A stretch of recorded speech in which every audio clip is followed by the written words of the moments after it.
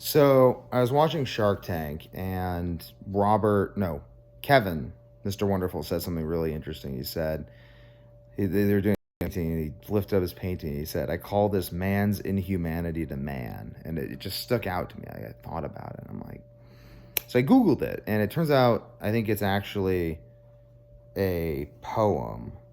Hi Google. No, just stop that, Google. Stop.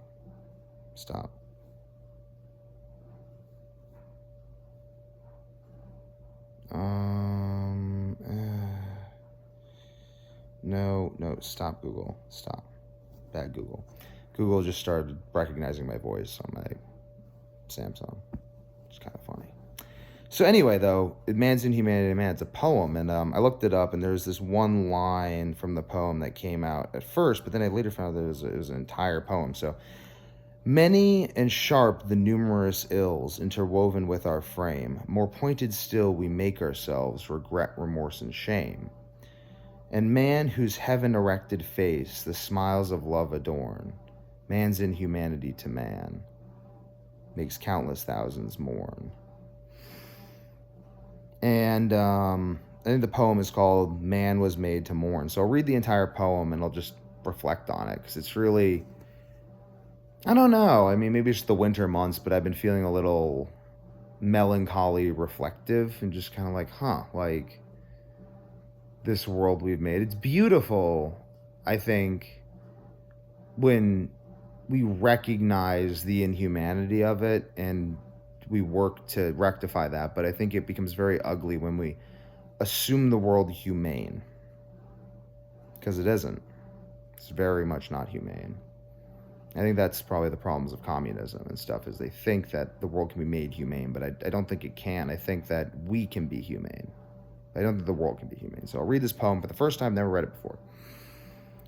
When chill November's surly blast, funny actually, it's like winter and melancholy. When chill November's surly blast made fields and forests bare, one evening as I wandered forth amongst the banks of air, I spied a man whose aged step seemed weary, worn with care. His face was furrowed over with years, and hoary was his hair. Young stranger, whither wanderest thou? Began the reverend sage. Does thirst of wealth thy step constrain, or youthful pleasures rage? Oh God, this is so poignant. Or haply pressed with cares and woes, too soon thou hast began to wander forth with me to mourn the miseries of man. The sun that overhangs yon moors, outspreading far and wide, where hundreds labor to support a haughty lordling's pride. I've seen yon weary winter's sun twice 40 times return, and every time has added proofs that man was made to mourn. O man, while in thy early years how prodigal of time, misspending all thy precious hours, thy glorious youthful prime.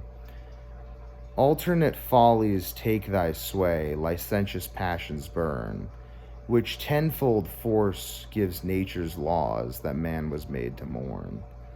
Look not alone on youthful prime or manhood's active might. Man then is useful to his kind, supported in his right. But see him on the edge of life, with cares and sorrows worn, then age and want, O ill-matched pair, shew man was made to mourn. A few seem favorites of fate, in pleasure's lap caress, yet think not all the rich and great are likewise truly blessed. But oh, what crowds in every land, all wretched and forlorn, through weary life this lesson learn, that man was made to mourn. Many and sharp the numerous ills interwoven with our frame, more pointed still we make ourselves regret, remorse, and shame. And man whose heaven-erected face the smiles of love adorn, man's inhumanity to man, makes countless thousands mourn. See yonder poor, over-labored wight, so abject, mean, and vile, who begs a brother of the earth to give him leave to toil. And see his lordly fellow worm the poor petition spurn, unmindful though a weeping wife and helpless offspring mourn. If I'm designed yon lordling slave, by nature's law designed, why was an independent wish ere planted in my mind? If not, why am I subject to his cruelty and his scorn? Or why has man the will and power to make his fellow mourn? Yet let this not too much, my son, disturb thy youthful breast. This partial view of humankind is surely not the last. The poor oppressed honest man has never sure been born, had there not been some recompense to comfort those that mourn. O death, the poor man's dearest friend, the kindest and the best, welcome the hour my aged limbs are laid with thee to rest. The great, the wealthy fear thy blow, or from pomp and pleasure torn. But oh, the blessed relief for those that weary laden mourn.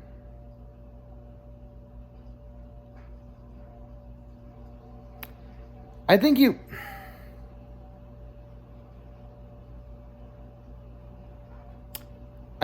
that this is a little nihilistic for me. Man's inhumanity to man is something I think about a lot because I look into like Unit 731 and Nazi Germany and the Salem witch trials, and I feel in this precious, coddled life the United States has afforded me that I must seek out, at least intellectually, that which is hard and maybe even harmful to my mind. Harmful in the sense that it causes me pain to read about these things. Man's inhumanity to man. But that's not the end of the story. It isn't the end of the story. Like, you can build. You can build. You can really build. Like, you can just go off and you can just start building. And maybe you die in the process. We all die. But you find yourself, or at least you'd already have found that part of yourself if you went off to go build. You'd have found the part of yourself that's most worthy, and you would die with that inside you. And I think that that's all we can do, though it's not the end of the story. Like, it really isn't the end of the story. Like, we've built now a better society than existed when that man wrote that poem. So I do think man was maybe made to mourn, or maybe made to pray. Maybe we were made to pray. Not mourn, but pray, but orient ourselves in sorrow and joy towards something that is still yet higher than ourselves. Maybe from that lofty view we can see the next step. And I think that that's the belief in the way. We have to believe in the way. There has to be belief in a way. Otherwise, man is made to mourn. If you don't believe in the way, if you don't believe that there is a way for man to live that is meaningful, that is more than just being made to mourn. I mean, let's talk about the lordlings and the peasants. So back in medieval Europe and stuff, they would have the right of prima noct. So your lord would get the right to sleep with your wife before you did. Well, as for me, that's why I carry a knife, and I'm really good at hand fighting. Because if anyone tried to do that, they'd cop a knife in the jugular. So I think that we're living in the revelation of Christ. Like, if you die martyring yourself for something that's meaningful, like let's say some dude's like, I'm going to bang your wife, and you're like, actually, you're going to get a knife in your throat. And then you end up dying because of that. I do think that you'll go to heaven. I think that that's what Christ shows. You can stand up for something, and you don't have to mourn the loss of your soul, maybe only your life. And maybe he's mourning because he lost his soul. So maybe you don't have to. Maybe man was made to find his soul and keep it at all costs.